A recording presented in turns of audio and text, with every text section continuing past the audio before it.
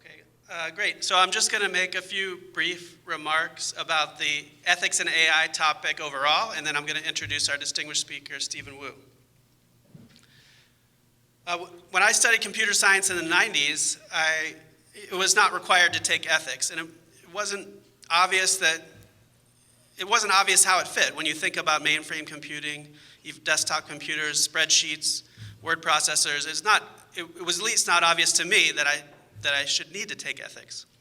But it is obvious today with the internet, with artificial intelligence, with ubiquitous computing, a computer in your pocket, a computer on your glasses, a computer in your body, on your plane, in your car, everywhere, that it's obvious that computer science education, or it's obvious that software can cause harm, and therefore it's obvious that computer science education and the software industry needs to care about ethics. There are four main types of harm that software can do.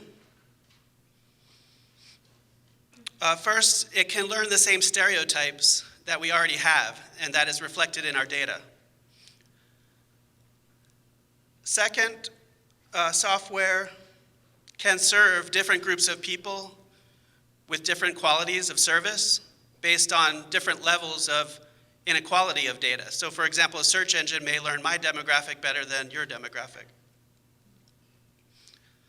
Third, software can make decisions or weigh in on decisions in an unfair way based also potentially on biased data. And finally, software can experiment on us and do so without our consent and or without rewarding us maybe in the way that you might think, or that some people argue we deserve to be rewarded for some of the learning that software does based on experimentation on humans. So it's important to tackle all of these problems, but it's also important to say that there will not be a purely technical solution to these problems.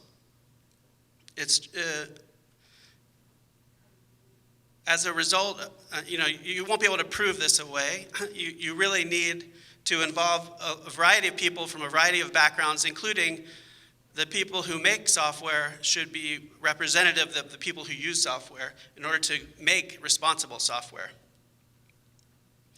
And finally, I'd also just like to say that a lot of the conversation about ethics in AI is about gotcha moments or like fear factor or scare tactics. And I just want to say, as we rightfully take care to mitigate the harms of software, that we can also retain the original joy, or the kind of maker's joy of creation in making software. We can make something real and useful out of something like that's almost pure thought.